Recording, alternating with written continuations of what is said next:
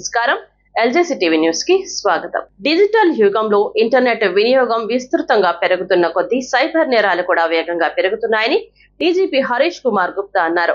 వ్యక్తిగత సమాచారం, బ్యాంకింగ్ వివరాలు, సోషల్ మీడియా ఖాతాలపై సైబర్ దాడులు జరగడం అనేది నేడు సర్వసాధారణంగా మారిందన్నారు.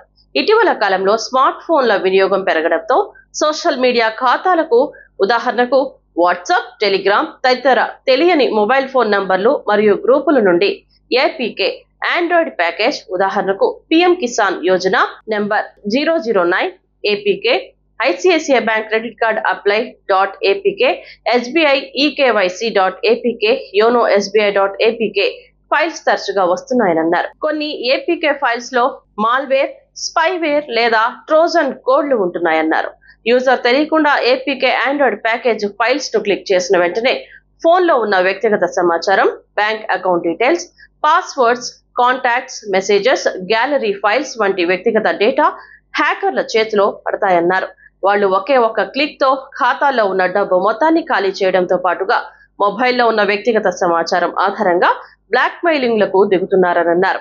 మొబైల్ ఫోన్లకు ఎస్ఎంఎస్ల ద్వారా వచ్చే ఓటీపీలను యాప్ లో చోరీ చేస్తున్నాయని తెలిపారు.